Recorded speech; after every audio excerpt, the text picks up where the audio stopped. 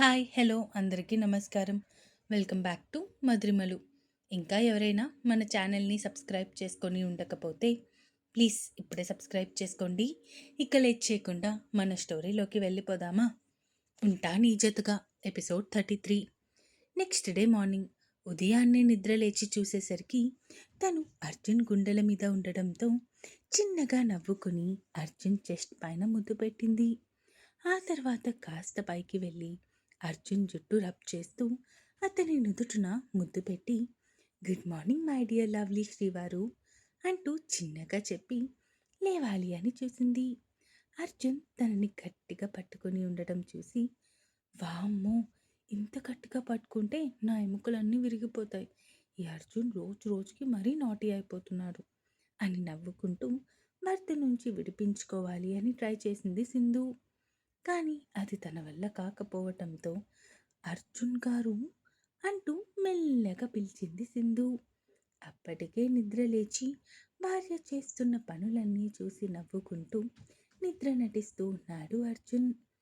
అర్జున్ గారు అంటూ మళ్ళీ పిలవడంతో ఇక నవ్వు ఆపుకోవడం తన వల్ల కాక నవ్వుతూ కళ్ళు తెరిచి భార్య వైపు చూశాడు. మీరు కొంచెం నన్ను వదిలితే నేను ఫ్రెష్ అవ్వాలి అంది సింధు. అర్జున్ టైం వైపు చూశాడు. అప్పటికి టైం 5:30 అవ్వడంతో ఎందుకే ఇంత తొందరగా లేచి ఫ్రెష్ అవ్వాలి అనుకుంటున్నావు అడిగాడు భార్య ముంగురులు చెవి వెనక సర్దుతూ. అంటే మరి తొందరగా మెలకువ వచ్చింది, ఫ్రెష్ అయ్యి కిందకి వెళ్తే బాగుంటుంది కదా అంది సింధు. ఏం అవసరం లేదు, నైట్ నీ మీద కన్సర్న్తో వదిలేశాను కదా, ఇప్పుడు నువ్వు కూడా నా మీద కన్సర్న్తో నాకు కోఆపరేట్ చేయాలి.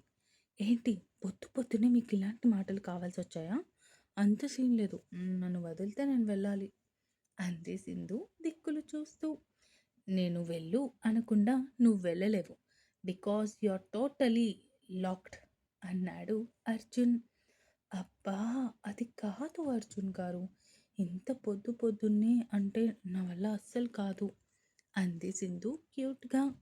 ఇదిగో ముందే ఫీలింగ్స్ కంట్రోల్ కాక పిచ్చి ఆకలి మీద ఉన్నా, ఇప్పుడు నువ్వు ఇలాంటి ఎక్స్ప్రెషన్స్ ఇస్తూ ఉంటే ఇంకా ఆకలిని పెంచుకో అంటూ భార్యని సరిగ్గా పడుకోబెట్టి భార్య మీదకి చేరిపోయాడు. అర్జున్ నో అంటూ విడిపించుకోవాలి అని చూసింది సింధు. కానీ అది తన వల్ల కాక భర్తకి సరెండర్ అయిపోయింది. ఒక గంటకి భార్యని వదిలి పక్కకి చేరిపోయాడు అర్జున్. సింధు దుప్పటి చుట్టుకొని లేచి కూర్చుంది. ఓయ్, టైం కేవలం 6:30 మాత్రమే అయింది, ఇంకొక రౌండ్ వేసుకుందాం, ఆ తర్వాత నువ్వు ఫ్రెష్ అవ్వడానికి వెళ్ళిపో, నేను కూడా ఫ్రెష్ అయ్యి ఆఫీస్కి వెళ్ళిపోతాను ప్లీజే, ఇంకొక రౌండ్ అంతే అన్నాడు అర్జున్ భార్య వైపు చూస్తూ. అంత సీన్ లేదు శ్రీవారు, ఇప్పుడు కానీ ఓకే అంటే ఇంకొక 2-3 గంటలు నన్ను మంచానికి పరిమితమయ్యేలా చేస్తారు, సో నేను లేచి ఫ్రెష్ అవ్వాలి అంటూ భర్త బుగ్గ తట్టి అక్కడి నుంచి వెళ్ళిపోయింది సింధు. రాక్షసి, అస్సలు దయ లేకుండా పోతుందా నీకు అన్నాడు అర్జున్. భర్త మాటలకి నవ్వుకుంటూ తన డ్రెస్ తీసుకొని స్నానానికి వెళ్ళిపోయింది. అర్జున్ నవ్వుకుంటూ లేచి కూర్చొని తన మొబైల్ ఓపెన్ చేశాడు. ఇక తన షెడ్యూల్ మొత్తం హేమంత్ అప్పటికే పెట్టేసి ఉండటంతో ఇక అవన్నీ చూసి ఒక నిట్టూర్పు విడిచి కొంచెం సేపు బాల్కనీలోకి వెళ్ళాడు.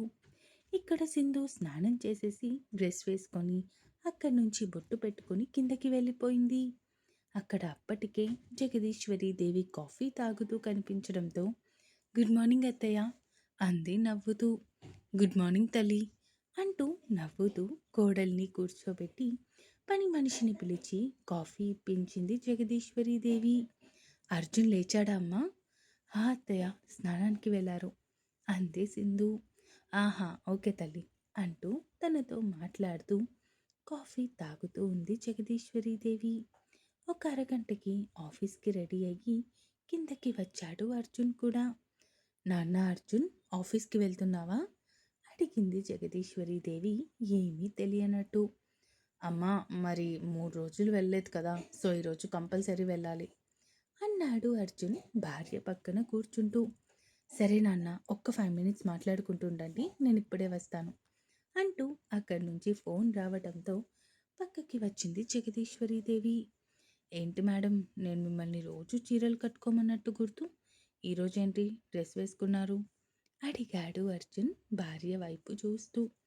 తమరు చేసిన గాయాలు మళ్ళీ అత్తయ్యకి కనిపిస్తే అస్సలు బాగోదు అని డ్రెస్ వేసుకున్నా. ఎలా కొరుకుతున్నావో తెలుసా మాన్స్టర్, అంది సింధు. నన్నే అంత మాట అంటావా? ఈరోజు రాత్రికి చూపిస్తా అసలైన మాన్స్టర్ అంటే ఏంటో, అన్నాడు అర్జున్ భార్య చెవిలో హస్కీగా.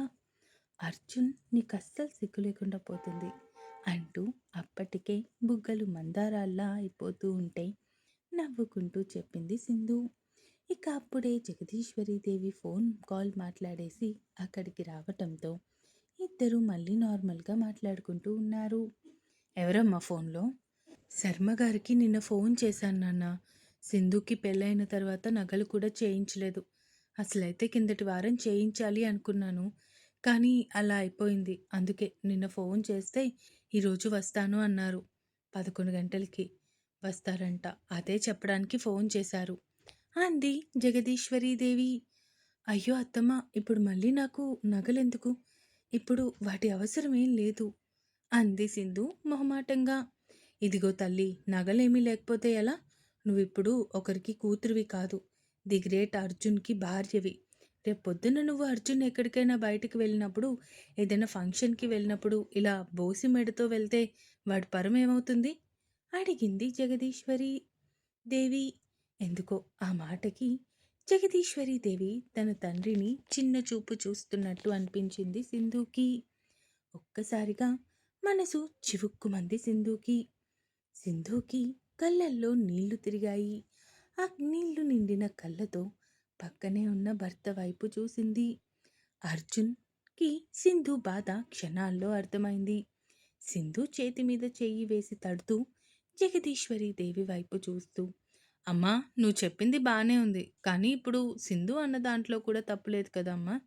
తర్వాత ఏదైనా ఫంక్షన్ ఉన్నప్పుడు అప్పుడు చేయించుకుందాంలే, అన్నాడు అర్జున్. ఆ మాటకి జగదీశ్వరీదేవి అర్జున్ వైపు కోపంగా చూసి, అర్జున్ చూడకముందే ఆ కోపాన్ని దాచేసి అర్జున్ వైపు చూస్తూ, నీకేమీ తెలీదు అర్జున్, నువ్వు సైలెంట్గా ఉంటే బాగుంటుంది, అర్థమవుతుందా? నాకు తెలుసు, నేను చూసుకుంటాను కదా. అమ్మ మీద నమ్మకం లేదా నీకు? అంటూ ఎమోషనల్గా బ్లాక్మెయిల్ చేయడం మొదలుపెట్టింది. అయ్యో అమ్మ, నా ఉద్దేశం అది కాదు, అన్నాడు అర్జున్ తల్లికి నచ్చ చెప్పే ప్రయత్నం చేస్తూ. నేను నిర్ణయం తీసుకున్నాను అర్జున్. నువ్వు అంతగా వద్దు అనుకుంటే మరి ఫోన్ చేసి రావద్దు అని చెప్పేస్తానులే శర్మగారికి, అంది జగదీశ్వరి దేవి కంట తడి పెడుతూ. అర్జున్ క్షణాల్లో భార్య నుంచి తల్లి వైపుకి వెళ్ళిపోయి తల్లి పక్కన కూర్చొని తన కన్నీళ్లు తుడుస్తూ, అమ్మా, నేను అలా అన్నానా? లేదు అంటే సింధు బాధపడినట్టు నాకు అనిపించింది, అంతే తప్ప నువ్వు తప్పు చేస్తావని ఎవరన్నారు? నా తల్లి తప్పు చేస్తుంది అంటే నేను కలలో కూడా నమ్మను. నా తల్లికి కేవలం ప్రేమ పంచడం మాత్రమే తెలుసు, అన్నాడు అర్జున్ తల్లి వైపు చూస్తూ. జగదీశ్వరీదేవి క్రూరంగా నవ్వుకుంటూ పైకి మాత్రం నా కొడుకు బంగారం అంటూ అర్జున్ నుదుటున ముద్దు పెట్టుకుంది. ఇక రిషి ఫోన్ చేయడంతో గబగబా తినేసి ఆఫీస్కి వెళ్ళిపోయాడు అర్జున్. ఇక చెప్పినట్టే 11 గంటలకి ఇంటికి వచ్చారు శర్మ గారు నగల డిజైన్స్తో. అమ్మా సింధు, రా తల్లి, వచ్చి కూర్చో అంటూ కోడల్ని తన పక్కన కూర్చోబెట్టుకొని శర్మగారి వైపు చూస్తూ సైగ చేసింది జగదీశ్వరీదేవి. ఆవిడ సైగలు అర్థమైనట్టు, ఏంటమ్మా, మీ ఇంటి పని ఆమెను తీసుకొచ్చి మీ పక్కన కూర్చోబెట్టుకుంటున్నారు? అయినా నీకైనా బుద్ధి ఉండాలి కదమ్మా. ఏదో మీ అమ్మగారు నేను పక్కన కూర్చోబెట్టుకుంటున్నారు అని అలా కూర్చుని పోవడమేనా? కింద కూర్చోవాలి కదా, అన్నాడు అతను సింధు వైపు ఎగతాళిగా చూస్తూ.